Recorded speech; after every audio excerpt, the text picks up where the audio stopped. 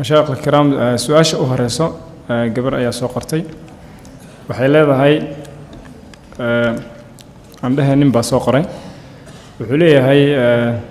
قبل لقبة سنان لقبة أيان نك هذه كفرتي كدبنا وأسكت تقني أور بيلاتي كدب بنقول سدوليه أيضا أور كله marka wuxuu leeyahay maxaan sameyn karaa gabadhina waan qaba hadda oo waan guursaday laakiin ayadoo uur la ayaan guursaday uurkaasna asaga iskale bimaana ninkii hore oo isqabaan ay uurkaas dhacay marka maxaan sameyn karaa cunugiisa xaalkiisa muxuu noqon karaa Soomaalida waxay yiraahdaan gabadh baa waxa laga waaninahay naaxumaanta jooji ayadoo la waanina baa waxay tiri ii dhaqsada waa la ii fadhiyaa marka wixii caaw dhan laga hadlay ayaaba hadda waxa bilaabatay koobet waa mid ugu fool xumayd waa ninkaasi runtii arintiis waa culusta dulmi dhowr dhinac buu ku jiraa ama uu galay faaxishadu markay zina kaligeeda tahay quraanku waad aragteen oo aad buu u weynay magaca ilaahay u bixiyeen faaxisha loo bixiyay faaxisha waxa la yiraahdaa waa shayga fool xumada meesha ugu dambaysa ka gaaray waa zinanimada waxa dheer nin walaalkii ah oo muslim ah oo xaq ku leh bal xuquuq ku leh buu gogoshiisii wasakheeyay ayaduna waa jariimo weyn laana way kala duwan tahay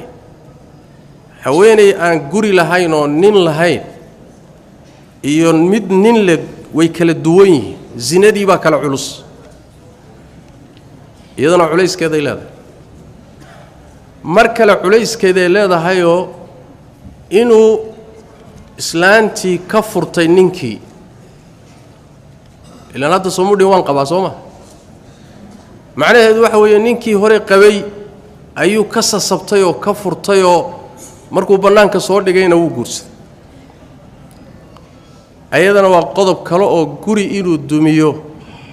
oo ninka xaaskiisa kala hoos baxo ayadana waa jariimo weyn oo ka weyn xoolo la iska dhaco qodobka kale ta wax weeyaan uurkan uu ka hadlayo ninku intuu qabay yimid ilmahaasi alwaladu lilfiraash buu nabigu sallallahu alayhi wasallam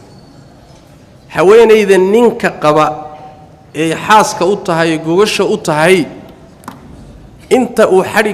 xarigiisu ku xidhan yahay waxay dhasho isaga iska leh allahumma inayna ka suuroobi karin mooyee sayna uga suuroobi karin maalan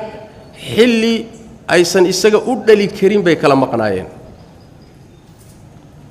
xilli ayna caadada iyo curfiga haweenaydu aysan muddada uur lahaan karayn ayay ilmaha ku dhashay caad ahaan suurtagal ma markaas oo kale inay dhashay waa ilma zina waa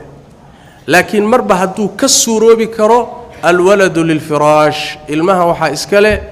ninkii islaanta qabay ee gogosha iska lahaa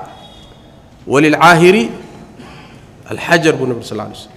نينك الزانيغا ريركا سو دخغلينا اسغا دغخ بو ليه اسغا ابالكيسا وين دغخ لا دغ لكن ما انت دغخي ما هين نينكاسي الهي توبه وا اقبلا لكن ذنوب وين بو غلي سيده اوغا بخي كرنا نينكي ولالكيسا غوشيسا او فدرييو هليي سيده اوغا حلاشن كرو idinka ma sawiran kartaan يا حق بني آدم واحد gurigiisii buu ka qaatay gooshiisina waa ka wasakheeyay inta aad u tagto ma dhigi kartaa gogoshii baad yaan ka wasakhay raali haw yaafi nin tuur la tabu saxda isaga yaqaan aday ku taala laakiin mid baanan uu ku sheegi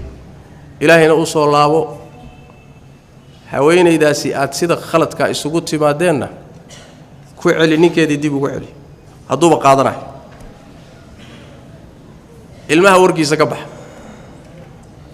qodobka kale wuxuu yahay ninka walaalka ah inaad cafi weydiisato waa inta keliyata inuu ku cafiyo tii ilaahay iyo zinadaad gashay baab kale waay laakiin isaga dhankiisa xaq u lahaa inuu cafiyo unbuu ku dhici karaa